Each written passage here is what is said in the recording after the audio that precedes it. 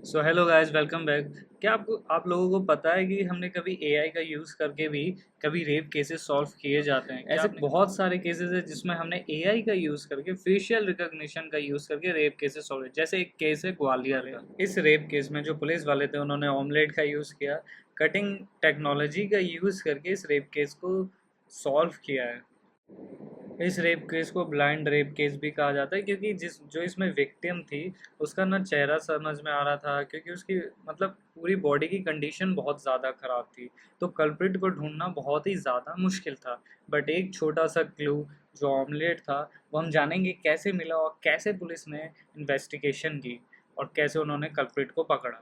ये केस शुरू होता है 29 दिसंबर 2025 को, जब कटारे फार्म ग्वालियर में एक सेमी नेक बॉडी मिली। सेमी नेक मतलब आधे शरीर पे कपड़े थे, आधे शरीर पे नहीं थे।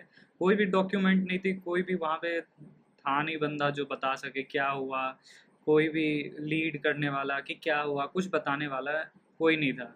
तो इसका इन्वेस्टिगेशन कर करके मतलब कुछ क्लू मिल ही नहीं रहा था कि कहाँ से ये बॉडी आई, क्या है। तो इसको पोस्टमार्टम के लिए भेजा गया। जब पोस्टमार्टम हुआ तो तब जाके ये पता चला कि ये मर्डर है। इन्वेस्टिगेटर्स जो थे जो इस केस को हैंडल कर रहे थे उन्होंने ना इसका फेस जो था वुमेन का वो नहीं था, तो उस मतलब काफ़ी ख़राब कंडीशन में था। तो उसको रिकंस्ट्रक्ट किया और उसकी जो इमेज थी वो पूरे सिटी में भेजी गई। जितने भी मिसिंग पर्सन के डेटाबेस थे जो थे इन्वेस्टिगेटर थे वो सारे स्कैन किए गए, सारे डिस्ट्रिक्ट्स में अक्रॉस द डिस्ट्रिक्ट्स। और जो एआई इमेज जो उन्होंने जनरेट की और जो इन्वेस्टिगेटर्स ने एआई इमेज जनरेट की उससे वो पता चला उस वुमेन का असली नाम जो है वो संगीता पाल है।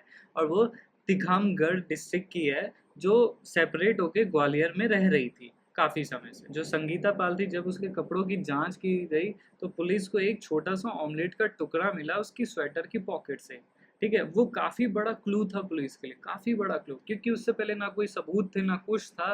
उन्हें नहीं पता था केस को आगे कैसे फॉरवर्ड है, बट वो ऑमलेट का टुकड़ा मिला जिसके कारण जांच और तेज हो गई। फिर वो जो आस पास के जितने भी एग स्टॉल्स थे ऑपरेटिंग नियर, जो पास में ऑपरेट हो रहे थे क्राइम सीन्स के पास, उन सब पे पूछताछ की गई कि आपने इस लेडी को देखा है। तो हाँ, फिर जाके एक बंदे से पता चला कि हाँ उन्होंने इस बंदी को देखा है और इसके साथ एक बंदा भी था। जब एग स्टॉल वालों से पूछा गया कि इसको आपने कहीं देखा है तो उन्होंने बताया। फिर सीसीटीवी की जांच हुई तो उन्होंने पता चला ये वुमेन जो जिसका मर्डर हुआ है, जिसका नाम संगीता पाल है, इसके साथ एक लड़का भी था जिसका नाम सचिन सिंह है। संगीता पाल जो महिला थी उसकी इमेज को सर्कुलेट किया गया तो पुलिस को पता चला कि ये बंदा रेलवे स्टेशन पे है जिसका नाम है सचिन सिंह। सचिन सिंह 26 साल का था जो प्लेटफॉर्म 4 ग्वालियर रेलवे स्टेशन पे था। जब पूछताछ की गई सचिन सेन से तो उसने बोला कि हाँ उसने रेप किया है और मर्डर किया है उस वुमेन का। सीनियर सुपरिटेंडेंट ऑफ पुलिस थे धर्मवीर सिंह, उन्होंने कहा जो ऑमलेट का टुकड़ा जो उस संगीता पाल की स्वेटर की जेब से उन्हें मिला था वो काफ़ी बड़ा टर्निंग पॉइंट था, क्योंकि उसके बिना पुलिस वालों को कोई सबूत नहीं मिल रहा था, कुछ स्टार्टिंग का क्लू नहीं मिल रहा था कि कहाँ से स्टार्ट करें।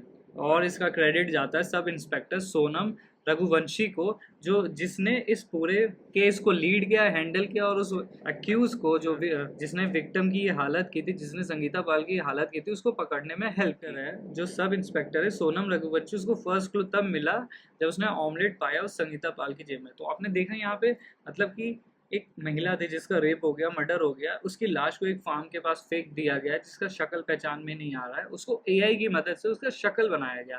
फिर उसकी जब कपड़ों की जांच वाच हुई संगीता पाल की, तो फिर उसमें से ऑमलेट का टुकड़ा मिला। ऑमलेट के टुकड़ा को जब इधर उधर जहाँ पे एग का स्टॉल है वहाँ जाके पूछा गया तो हाँ इसके साथ एक बंदा था। फिर सीसीटीवी की जांच हुई, फिर सीसीटीवी की फिर उनकी फ़ोटो सर्कुलेट हुई तो उन्हें पता चला कि रेलवे स्टेशन पे इसका नाम सचिन सेन है, तो वहाँ पे जाके उसकी गिरफ्तारी हुई। हमने देखा एआई का यूज़ करके, कटिंग एज टेक्नोलॉजी का यूज़ करके केसेस आजकल सॉल्व किए जा रहे हैं और एआई ऐसे ही डेवलप होते रहेगा तो इनको पुलिस को और इन्वेस्टिगेशन में काफ़ी ज़्यादा हमें मदद मिल सकती है। Thank you.